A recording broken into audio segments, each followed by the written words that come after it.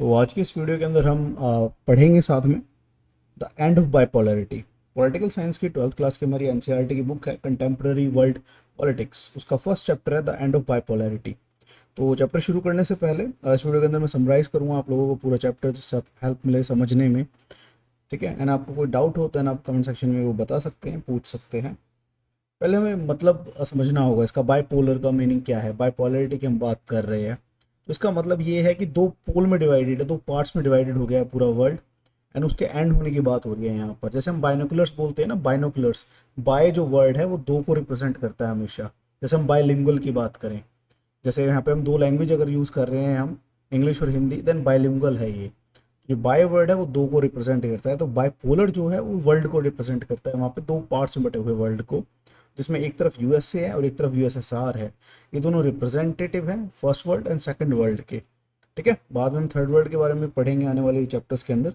तो अभी अब आपको समझ में आ गया होगा बाइपोलर का मीनिंग क्या है। इस चैप्टर के अंदर हम रशियन रेवोल्यूशन की बात करेंगे। उससे पहले हम थोड़ा सा बैकग्राउंड को समझते हैं कि 1914 टू 1918 हमें फर्स्ट वर्ल्ड वॉर देखने को मिलता है, जिसमें allied powers and central powers के बीच में लड़ाई होती है। अलाइड पावर्स में हमारा France, United Kingdom, Russia, Italy, United States, Japan, ये सब थे। एंड दूसरी तरफ हमारे पास सेंट्रल पावर्स में Germany, Austria Hungary, Ottoman Empire, Bulgaria, ये सब थे, जिसमें हमारी अलाइड फोर्सेज जीत जाती है। बट इस वॉर के अंदर हमें रशिया देखने को मिलता है। रशिया मेन कैरेक्टर रहा। जो निकोलस जार था वहाँ का शासक था, जो जार शाही वहाँ पे चल रही थी, जार का रूल था, उसने पुश कर दिया था। एंड वहाँ के जो लोग थे वो उसका विरोध कर रहे थे। एंड बाद में रशियन रेवोल्यूशन होता है, जिसमें व्लादिमीर लेनिन लीड करते हैं 1917 के अंदर। बोल्शेविक रेवोल्यूशन भी उसे बोला जाता है। देन वो विड्रॉल करने का फोर्स करते हैं ज़ार को कि वापस करो अपनी आर्मी और एग्जिट करो इस वर्ल्ड वॉर से, जिसकी वजह से रशिया को बहुत ज़्यादा नुकसान हो रहा है। एंड जो ज़ार का रूल था निकोलस ज़ार सेकंड का, वो जो उसका रेन था वो काफ़ी ख़राब रहा एक तरीके से।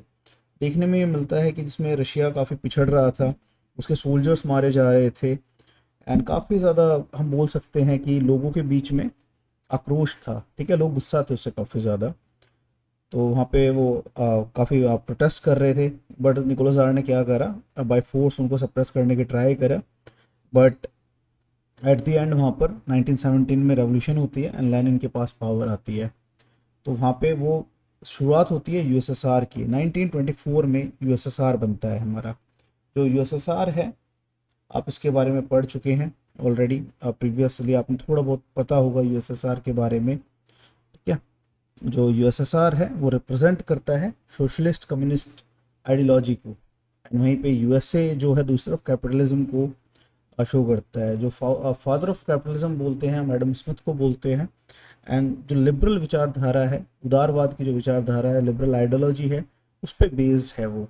तो जो father of liberalism John Locke को बोला जाता है, एंड फादर ऑफ कम्युनिज्म हम बात करें तो वो बोला जाता है कार्ल मार्क्स को।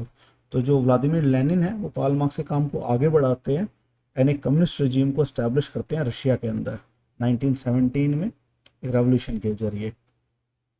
एंड वहाँ पर फिर हम सेकेंड वर्ल्ड वॉर का सिनेरियो समझते हैं थोड़ा। जो सेकेंड वर्ल्ड वॉर है वो 1939 टू 1945 चलता है, जिसमें हमें देखने को मिलता है फिर से अलाइड फोर्सेस है एक तरफ, दूसरी तरफ एक्सेस पावर्स है। अलाइड फोर्सेस में यूएसए इस बार रिप्रेजेंट करता है फ्रंट से, एंड दूसरी तरफ इस बार है वहाँ पर जर्मनी एंड जापान की रोल में है, एंड साथ में वो ऑस्ट्रिया हंगेरियन एम्पायर, ये सब, and UK, France, USA, Russia, USSR, ये है अलाइड फोर्सेस की तरफ। यहाँ पर भी अलाइड फोर्सेस जीतती है एंड जर्मनी को चार पार्ट्स में डिवाइड कर दिया जाता है। ब्रिटिश जोन है एक तरफ, फ्रेंच जोन है, अमेरिकन जोन है, एंड रशियन जोन है। रशिया को कोई ज़्यादा खास फ़ायदा मिला नहीं इस बार। ठीक है, इस वर्ल्ड वॉर का उसके रिसोर्सेज इतने यूज़ हुए वहाँ पर, जिस तरीके से उसने लिबरेट करवाया काफ़ी ज़्यादा एरियाज़ को, तो उस तरीके से वहाँ पर उसके साथ पावर शेयरिंग नहीं की गई, रिसोर्सेज में शेयरिंग नहीं की गई। एंड वहीं पे कहीं ना कहीं पे यूएसए जो पार्टनर था इसमें यूएसएसआर का, उसने एक तरीके से जो अपनी पावर रिप्रेजेंट करी, पावर शो करी, हिरोशिमा और नागासाकी पे बम गिरा के जापान के अंदर एटॉमिक वेपन यूज़ करे, वहाँ पे एटम बॉम्ब का यूज़ करा। तो उससे यूएसएसआर थोड़ा सा चिंतित हुआ। एंड फिर बाद में इनके बीच में एक आर्म को लेके आर्मामेंट्स को लेकर एक तरीके की होड़ शुरू हो जाती है, कंपटीशन शुरू हो जाता है कि किसके पास ज़्यादा वेपन होंगे, कितने बेटर वेपन होंगे, तो ये होड़ जो शुरू होती है, इस होड़ को कोल्ड वॉर बोला गया है। ठीक है, ये जो चैप्टर था पहले आपका फर्स्ट चैप्टर था कोल्ड वॉर, उसे हटा दिया गया है। अभी इतना शायद आप लोगों को समझ में आ गया होगा, एक्सेस पावर की डिफीट हो जाती है। एंड जो फॉर्मेशन ऑफ सोवियत यूनियन में आप लोगों को बता चुका हूँ, व्लादिमीर लेनिन ने एक तरीके से इसकी शुरुआत की, यूएसएसआर की। रशिया को पहले वहाँ पर रेवोल्यूशन के ज़रिए लिबरेट एक तरीके से आज़ाद करवाया जाता है ज़ारशाही से, एंड यहाँ पर यूएसएसआर इस्टेब्लिश किया जाता है 30 दिसंबर 1924 को। यूएसएसआर की फुल फॉर्म है the union of Soviet socialist republics. ये आप याद रखें, एमसीक्यू में आपको हेल्प मिल सकती है। एंड वहीं पे बात की जाए रशियन रेवोल्यूशन की, काफ़ी ज़्यादा पूछा जाता है इसके बारे में, तो आपको पता होना चाहिए। इसको कम्युनिस्ट रेवोल्यूशन भी बोला जाता है, रशियन रेवोल्यूशन भी बोला जाता है, बोल्शेविक रेवोल्यूशन भी बोला जाता है। ठीक है, ये 1917 में हुई थी। तो अब आपको समझ में आ गया होगा यूएसएसआर का कॉन्टेक्स्ट, सेकेंड वर्ल्ड वॉर का कॉन्टेक्स्ट। अब थोड़ा आगे चलते हैं, यहाँ पर बात करते हैं हम कोल्ड वॉर की। यहाँ पर कि पूरा जो वर्ल्ड था वो बाइपोलर हो जाता है। अब यहाँ पे हम बाइपोलर वर्ल्ड को इस कॉन्टेक्स्ट में समझेंगे। ठीक है, बाइपोलर दो ब्लॉक्स में, टू पावर ब्लॉक्स में जो पूरा वर्ल्ड है वो बढ़ जाता है, दो धड़ों में बढ़ जाता है। एक तरफ है यूएसए एंड दूसरी तरफ है रशिया। रशिया मतलब एक लीडिंग नेशन रहा है, यूएसएसआर बोलेंगे हम। बाद में रशिया उसका एक तरीके से हमें देखने को मिलता है, हायर देखने को मिलता है यूएसएसआर का। तो यूएसएसआर और यूएसए दो पावर ब्लॉक हैं, एंड इनके बीच में होड़ होती है ज़्यादा से ज़्यादा देशों को अपने साथ शामिल करने की, वेपन्स को लेके कि कौन कितने एडवांस वेपन्स लेके आता है, किसके पास ज़्यादा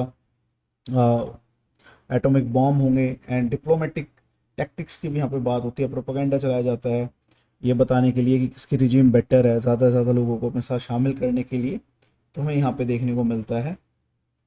ठीक है, एंड यहाँ पर एक टर्म जो यूज़ की गई है, एक बर्नार्ड बारूच करके एक स्टेट्समैन थे, मतलब अमेरिका के एक पॉलिटिशियन थे। इन्होंने 1947 में कहा था, let us know not to be deceived, we are today in the midst of a cold war, let us know what the expression cold war means.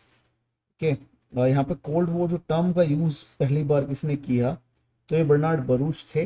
1947 में इन्होंने इस टर्म का यूज़ किया था। वो जो कोल्ड वॉर है उसके बारे में कहा गया है, cold war was neither war or an armed military conflict nor a condition of peace. It was rather a state of uneasy peace. This war was not being fought with bombs or other weapons, but by clever moves, propagandist activities and diplomatic tactics. Okay, तो यहाँ पर cold war जो term है उसका मतलब आप शायद समझ पाएंगे होंगे बेहतर तरीके से।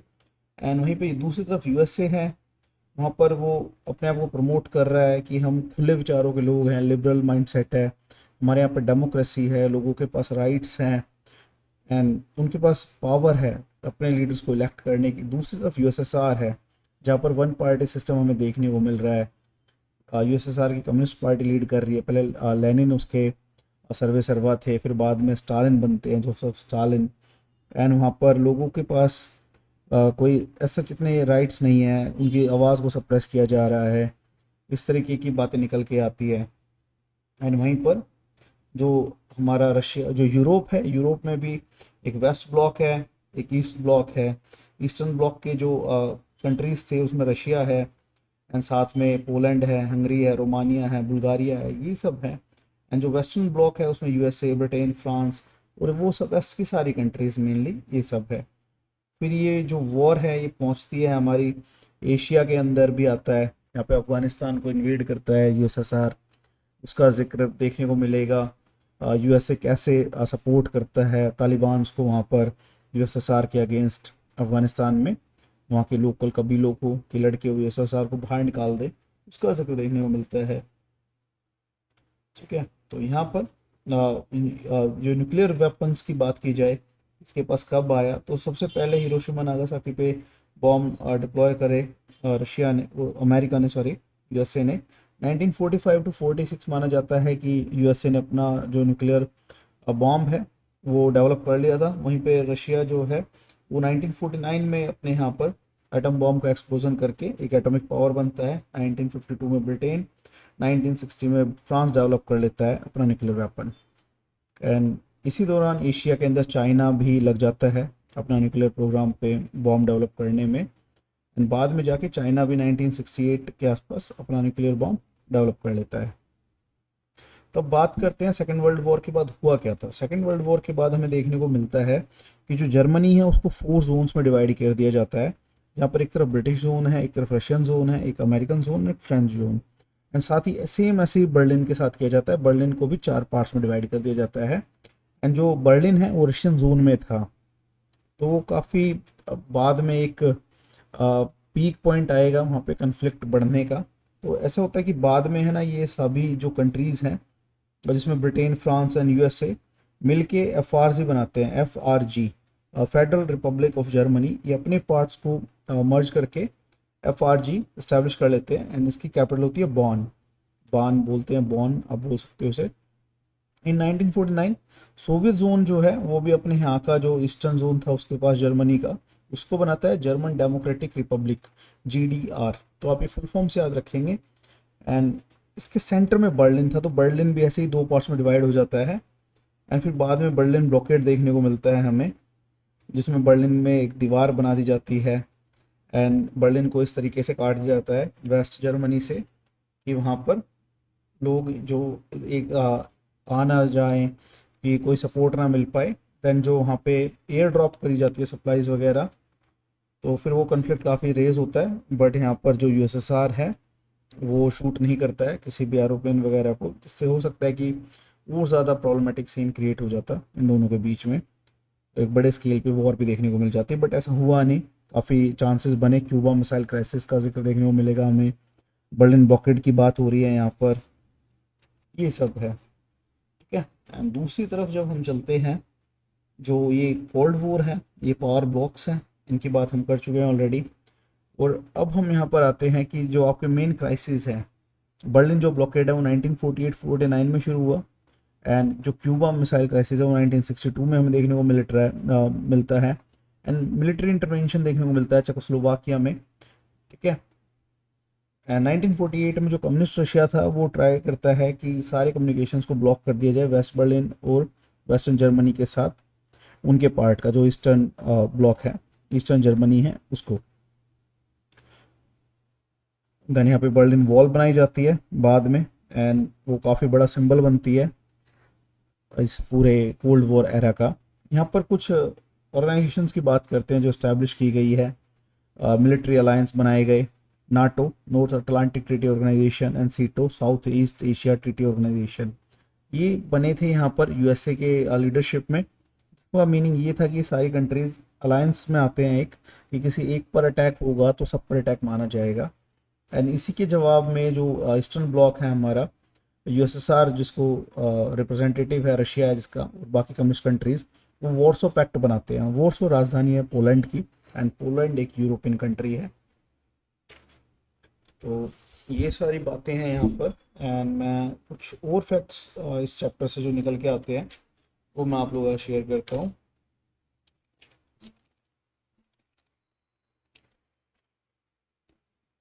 एंड जो बर्लिन वॉल है वो 1961 में बनी थी, वेस्ट टू ईस्ट बर्लिन को अलग करती थी ये, वेस्ट और ईस्ट बर्लिन को। 150 किलोमीटर से ज़्यादा इसकी लेंथ थी। एंड 9 नवंबर 1989 को इसको तोड़ दिया गया। और बाद में जर्मनी का इंटीग्रेशन देखने को मिलता है, जर्मनी का एकीकरण देखने को मिलता है 1990 में। ओके। तो यूएसएसआर की फुल फॉर्म आपको याद रखनी है, union of Soviet socialist Republic, ये आपको याद रखना है। एंड जर्मनी का मैं बता चुका हूँ आपको, F R G and G D R में बटा हुआ था। जो एफ आर जी था वो वेस्टर्न ब्लॉक था, जिसमें यूके, फ्रांस, यूएस मिलके एफ आर जी बनाते हैं, फेडरल रिपब्लिक ऑफ जर्मनी 1948 में, बान जिसकी कैपिटल थी। यूएसएसआर जीडीआर बनाता है 1949 में, जर्मन डेमोक्रेटिक रिपब्लिक, जिसकी कैपिटल बर्लिन थी। कुछ प्रोमिनेंट लीडर्स की बात करते हैं दोनों तरफ से, इस बुक के अंदर आपको देखने को मिलते हैं। अभी व्लादिमीर लेनिन, इनको माना जाता है कि कम्युनिस्ट क्रांति के पिता थे, ये फादर थे रशिया के अंदर। बोल्शेविक कम्युनिस्ट पार्टी की इन्होंने स्थापना की 1970 में रेवोल्यूशन होती है, उसके लीडर थे, नायक थे उसके। 1917 से 1924 सोवियत समाजवादी गणराज्य के संस्थापक, अध्यक्ष, मार्क्सवाद के असाधारण सिद्धांतकार और पूरी दुनिया में साम्यवाद के प्रेरणा स्रोत माने जाते हैं व्लादिमीर लेनिन। मार्क्स के काम को आगे बढ़ाया इन्होंने, और उन्होंने बुक लिखी है एक, what is to be done 1902 में, और एक थी द स्टेट ऑफ रेवोल्यूशन 1907। ये लेनिन की जो प्रमुख रचनाएं हैं उस दौर की, उनका जिक्र यहाँ पे देखने को मिलता है। एंड लेनिन के बाद हमें देखने को मिलते हैं जोसेफ स्टालिन, जो 1924 से 1953 तक काफ़ी लंबे समय तक लीड करते हैं यूएसएसआर को। इन्होंने वहाँ पे इंडस्ट्रियलाइजेशन को बढ़ाया, और जो वहाँ पे लैंड्स थी, खेत थे, उनको एक तरीके से बाय फोर्स ग्रुपिंग की, उनकी समूहीकरण किया कि कोई प्राइवेट प्रॉपर्टी नहीं होगी, कोई निजी खेत नहीं होगा, एक पूरा कम्युनिटी के लिए होगा सारा खेत। एंड कम्युनिटी की नीड्स को फुलफिल करने के लिए वहाँ पे काम किया जाएगा, ना कि प्रॉफिट मेकिंग के लिए। सेकेंड वर्ल्ड वॉर में जीत का इनको क्रेडिट जाता है। यूएसएसआर काफ़ी प्रोमिनेंट फोर्स था उस टाइम पे। एंड जर्मनी की सबसे बड़ी गलती मानी ये जाती है कि उसने नाजी जर्मनी के जो लीडर थे एडोल्फ हिटलर, उसने अपने से भी बड़े सनकी इंसान को छेड़ दिया, जोसेफ स्टालिन को। ट्रीटी साइन की थी, ओवर कॉन्फिडेंस में आके वो ट्रीटी को वायलेट करता है और अटैक कर देता है रशिया के ऊपर। एंड यहाँ पे जोसेफ स्टालिन काफ़ी अच्छी टैक्टिक्स यूज़ करते हैं, पीछे हटते जाते हैं, क्योंकि रशिया काफ़ी वास्ट कंट्री है, 11 टाइम जोन्स हैं वहाँ पर, तो वो पीछे हटते जाते हैं। एंड इस दौरान अंदर तक भूखे प्यासे जर्मन सोल्जर्स आ जाते हैं, एंड जब उनकी हालत बिल्कुल ख़राब हो जाती है, देन वो सरेंडर करते हैं रशिया के सामने। एंड बहुत सारे लोग भूख प्यास से मर जाते हैं, जर्मनी के जो सोल्जर्स थे, नाजी सोल्जर्स। तो यहाँ पे ये देखने को मिलता है 1930s में इनका काफ़ी भयानक आतंक था जोसेफ स्टालिन का अपनी पार्टी के अंदर। कोई जो भी इनके अगेंस्ट में आवाज़ खड़ी होती थी उसको कुचल दिया करते थे ये। उसके बाद निकिता क्रुश्चेव हमें देखने को मिलते हैं, यूएसएसआर के प्रेसिडेंट बनते हैं 1953 टू 64 ये रहते हैं। और ये जो स्टालिन का जो रिजीम था उसके एक तरीके से खुल के तो इन्होंने कभी आलोचना की नहीं थी, अपोज नहीं किया था, तो साइलेंट अपोज किया इन्होंने। 1956 में ये थोड़े सुधार लागू किए इन्होंने अपने यहाँ पे, और ये चाहते थे कि जो पीसफुल को एग्जिस्टेंस वेस्ट के साथ मेंटेन करना चाहते थे ये, कि जिससे ये एक तरीके से होड़ रुके हथियारों की, आर्मामेंट्स की जो चल रही थी इनके बीच रेस चल रही थी वो रुके, थोड़ा पीस एस्टैब्लिश हो, तो अपने अपने डेवलपमेंट, अपने अपने वीकनेस पे काम किया जा सके, इनका मानना था ये। बट कहीं ना कहीं इनके रिजीम में भी हंगरी के अंदर एक तरीके से जो लोग थे वहाँ पे प्रोटेस्ट कर रहे थे उनको कुचला गया। क्यूबा में जो मिसाइल क्राइसिस हमें देखने को मिलता है 1962 के अंदर, उसमें ये शामिल थे। फिर वहाँ पे इनके बाद जो आते हैं यूएसएसआर के एक तरीके से जो लीडर रहे वो थे लियोनिड ब्रेजनेव। ये प्रेसिडेंट बनते हैं 1964 टू 82। ये 82 एशिया की जो एक तरीके की ये सामूहिक सुरक्षा व्यवस्था का सुझाव दिया इन्होंने, कि पूरा जो एशिया है उसका एक कलेक्टिव सिक्योरिटी सिस्टम हो, उसकी बात करते हैं। यहाँ पे चेकोस्लोवाकिया के अंदर जो प्रोटेस्ट था उसको सप्रेस करते हैं, अफगानिस्तान पर अटैक करते हैं 1979 के अंदर, इन्वेड करते हैं अफगानिस्तान को। मिखाइल गोर्बाचेव इनके बाद आते हैं। यूएसएसआर के जो डी इंटीग्रेशन है, डिसइंटीग्रेशन है, उसका आरोप इनके ऊपर लगता है। इनको स्केप गोट बनाया गया एक तरीके से, कि भाई आपकी वजह से ऐसा हुआ, ये तो यूएसएसआर बहुत पावरफुल था, आपने उसको वीक कर दिया। ये मिखाइल गोर्बाचेव पे आरोप लगते हैं। ये यूएसएसआर के लास्ट प्रेसिडेंट थे, 1985 टू 1991 ये रहे। एंड इन्हीं की दौर में हमें कोल्ड वॉर का एंड देखने को मिलता है। इन्होंने पेरेस्ट्रोइका और ग्लासनोक ये कुछ इकोनॉमिक चेंजेस ये लेकर आए। जो पेरेस्ट्रोइका है उसका मीनिंग था रिस्ट्रक्चर, जो पॉलिसीज थी, सिस्टम था, उसको इन्होंने नए सिरे से रिस्ट्रक्चर करने की शुरुआत की, उसमें चेंजेस करने शुरू करे कि थोड़ा जिससे इजी हो, ठीक है, थोड़े राइट्स वगैरह भी आए, पॉलिसीज़ थोड़ी सी थोड़ी ओपन हो। यहाँ पर ग्लासनोस्ट जो बात हो रही थी, ग्लासनोस्ट की जो इन्होंने पॉलिसी यूज़ की, तो उसका मतलब ओपन इकोनॉमी की, थोड़ा ओपन किया जाए अपनी मार्केट को, कि बाहर से कुछ इन्वेस्टमेंट वगैरह आए, डेवलपमेंट हो। तो एक तरीके से शुरुआत करते हैं चेंजेस की। यानी यहाँ पे ये जो आर्मामेंट्स की रेस चल रही थी यूएसए के साथ, उसको रोकते हैं। ईस्ट यूरोप और अफगानिस्तान से सेना वापस बुलाते हैं, अपनी ये आर्मी वापस बुला लेते हैं, ठीक है। फिर इसके बाद बोरिस येल्त्सिन आते हैं, रूस के पहले चुने हुए राष्ट्रपति थे ये। 1991 से 1999 तक इनका कार्यकाल रहा। कम्युनिस्ट पार्टी में थे, गोर्बाचेव द्वारा मॉस्को के मेयर बनाए गए थे। 1991 में इस्तीफा देते हैं ये वहाँ से, मेयर के पद से, और गोर्बाचेव के शासन का विरोध करते हैं, उसको लीड करते हैं, उस विरोध को, प्रोटेस्ट को, जो गोर्बाचेव के अगेंस्ट हुआ। एंड इनके बाद यहाँ पे पुतिन हमें देखने को मिलते हैं, जो आज भी बने हुए हैं। पुतिन 31 दिसंबर 1999 को बोरिस येल्त्सिन के इस्तीफे के बाद एक्टिंग प्रेसिडेंट बनते हैं। जो पीएम हुआ करते थे पहले, केजीबी में थे ये, जो कि वहाँ की सीक्रेट सर्विसेज है, जैसे हमारी रो है, इसराइल की मोसाद है, ठीक है। यूएसए की CIA है, जैसे KGB रशिया की सीक्रेट सर्विसेज थी, उसके चीफ रहे थे ये। और सन 2000 में ये प्रेसिडेंट बनते हैं रशिया के। तो गोरबाचेव और यूएसएस के डिसइंटीग्रेशन के बारे में थोड़ा पढ़ते हैं, यहाँ पर जानते हैं। ठीक है, कम्युनिस्ट पार्टी के एक तरीके से हेड थे गोरबाचेव 1980s के अंदर।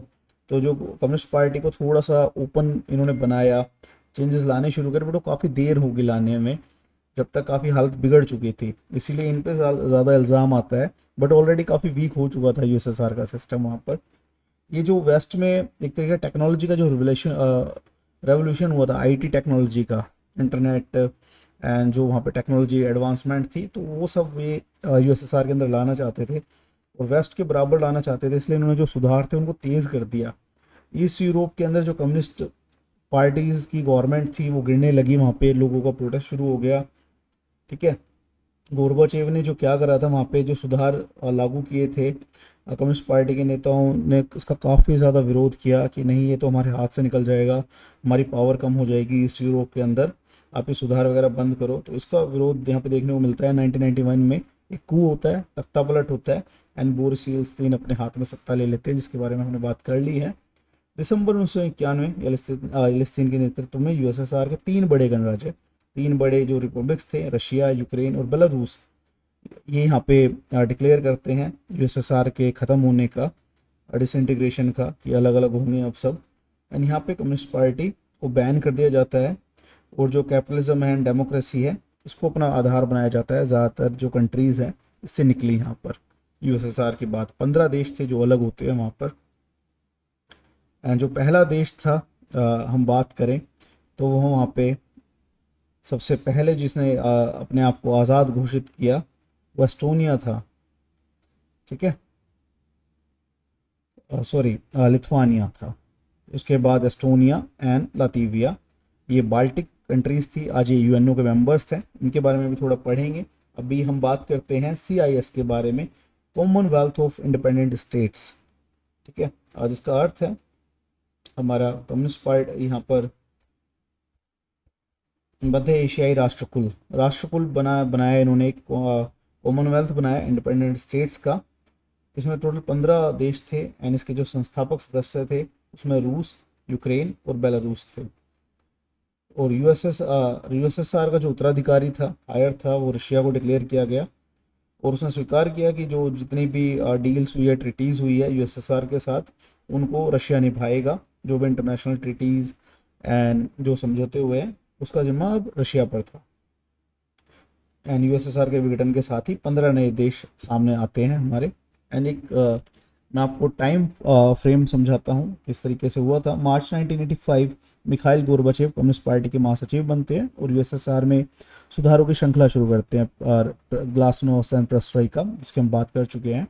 1988 में लिथुआनिया में आज़ादी के लिए आंदोलन शुरू होता है। अक्टूबर 1989 में USSR की घोषणा होती है, वॉर्सो समझौते के सदस्य अपना भविष्य तय करने के लिए स्वतंत्र है।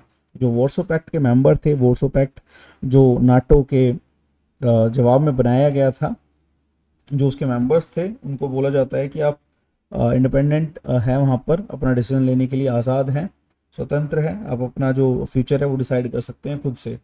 नवंबर 1989 में बर्लिन वॉल को गिरा दिया जाता है, जो काफ़ी लंबे टाइम तक बर्लिन जो वॉल थी वो कोल्ड वॉर का सिंबल था। फरवरी 1990 में USSR की जो पार्लियामेंट थी, ड्यूमा जिसे बोला जाता है, उसके चुनाव होते हैं, एंड वहाँ पे मल्टी पार्टी सिस्टम की शुरुआत होती है। कम्युनिस्ट पार्टी का जो एकमात्र वहाँ पे एक अधिकार था 72 साल पुराना, वो ख़त्म हो जाता है। जून 1990 में जो रशियन पार्लियामेंट है सोवियत संघ से अपनी स्वतंत्रता घोषित कर देती है। रशियन जो पार्लियामेंट है वो आज़ाद हो जाती है जून 1990 के अंदर। मार्च 1990 में लिथुआनिया स्वतंत्रता की घोषणा करने वाला पहला सोवियत गणराज्य बनता है, जिसकी हम बात कर चुके हैं, बाल्टिक रीजन के अंदर ये आता है। जून 1991 के अंदर येल्त्सिन का कम्युनिस्ट पार्टी से इस्तीफा और रूस के राष्ट्रपति बनते हैं ये। बाद में अगस्त 1991 यहाँ पर कम्युनिस्ट पार्टी के जो गर्मपंथी थे, गोरबाचेव के खिलाफ तख्तापलट का असफल प्रयास किया इन्होंने। एंड फिर यहाँ पर सितंबर 1999 यहाँ पर एस्टोनिया, लातविया, लिथुआनिया, तीनों बाल्टिक गणराज्य UNO के सदस्य बन जाते हैं 1991। और मार्च 2004 में नाटो में शामिल हो जाते हैं। दिसंबर 1991 रशिया, बेलारूस, यूक्रेन ने 1992 की यूएसएसआर निर्माण संबंध समाप्त करने का फैसला किया।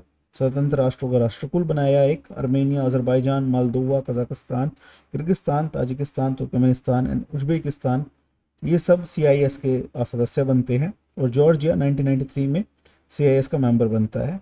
25 दिसंबर 1991 यूएसएसआर के राष्ट्रपति पद से गोर्बाचेव का इस्तीफा होता है और इसी के साथ यूएसएसआर का अंत हो जाता है और साथ ही बाइपोलर वर्ल्ड भी एंड हो जाता है। एक टर्म है शॉक थेरेपी, जिसकी इस चैप्टर के अंदर बात की गई है। इसको इंट्रोड्यूस किया था वर्ल्ड बैंक और आईएमएफ ने। उनका एक बनाया मॉडल था ये, जिसमें क्या था कि जो मिडल एशिया था, ईस्टर्न यूरोप था और रशिया था, इसमें क्या था, पूंजीवाद जो कैपिटलिस्ट, जो यहाँ की कम्युनिस्ट रिजीम थी, उसका मॉडल था, उसको हटा के कैपिटलिस्ट मॉडल में शिफ्ट करना था। इन्होंने क्या कहा, शॉक दिया, जैसे हम किसी को झटका देते हैं ना, एकदम से जगाने के लिए, उठाने के लिए, तो ये शॉक थेरेपी यहाँ पे देखने को मिलती है। एंड जिसमें मेन फोकस ये था कि जो प्राइवेट प्रॉपर्टी का कॉन्सेप्ट यहाँ पर आए, ओपन ट्रेड सिस्टम हो, जैसे वेस्ट की इकोनॉमी है वैसा ही सिस्टम यहाँ पर भी हमें देखने को मिले जो पोस्ट यूएसएसआर कंट्रीज है उनके अंदर। इसके रिजल्ट देखने को मिलते हैं कि 1990 में अपनाई गई शॉक थेरेपी ने पूरे क्षेत्र की अर्थव्यवस्था को तहस नहस कर दिया। जो यहाँ का सिस्टम था उसको पूरा ख़त्म कर दिया। तो ये मानना था वर्ल्ड बैंक और आईएमएफ का कि हम शॉक करेंगे, ख़त्म हो जाएगा, साथ ही नया सिस्टम उठ खड़ा होगा, बट ऐसा नहीं होता है। जो सिस्टम था, स्टेट कंट्रोल सिस्टम था, जो इंडस्ट्रीज थी स्टेट कंट्रोल करती थी, वो सब खत्म हो गया। और ये यहाँ पर हिस्ट्री की सबसे बड़ी गराज सेल के नाम से इसको जाना जाता है कि जो स्टेट ओन्ड कंपनीज थी, इंडस्ट्रीज थी, उनको ऐसे रेट्स पे सेल किया गया, 90% जो यहाँ पर कंपनीज को, प्राइवेट प्लेयर्स को दिया गया एंड काफ़ी सस्ते में दिया गया, जिससे काफ़ी बुरा हाल हो गया अर्ली फेजेस में इस पूरे रीजन का। एंड यहाँ पर जो इनकी करेंसी थी वो डिवैल्यू होने लगी, काफ़ी ज़्यादा इन्फ्लेशन बढ़ गई। एंड जो कम्युनिटी एग्रीकल्चर का कॉन्सेप्ट था, कम्युनिटी फार्मिंग का कॉन्सेप्ट था, उसको समाप्त कर दिया गया, ख़त्म कर दिया गया, जिसकी वजह से वहाँ पे फूड क्राइसिस भी देखने को मिलता है। खाद्यान्न का संकट सामने आ जाता है कि लोगों के पास खाना नहीं है सही मात्रा में। एंड फिर वहाँ पर जो चेंजेस थे, इकोनॉमिक चेंजेस वहाँ पे आए, जो प्राथमिक आर्थिक बदलाव थे उनको उन पे प्राइमरीली फोकस किया गया। और वहाँ पे जो सरकारें भी बनी तो काफ़ी वीक डेमोक्रेसी वहाँ पे इस्टेब्लिश हुई। ठीक है, वहाँ पे जो कॉन्स्टिट्यूशन बने काफ़ी बेकार, एक तरीके से हम बोलेंगे कि उतना अच्छे से प्रिपेयर नहीं किए गए, जल्दबाजी में बनाए गए, जिससे बाद में वहाँ पर सत्ता का दुरुपयोग हमें देखने को मिल रहा है। काफ़ी सारे आज भी अफेक्टेड हैं इन सब प्रॉब्लम से। एंड काफ़ी एक कन्फ्लिक्ट एंड डिस्प्यूट का जोन बन गया था ये पूरा रीजन।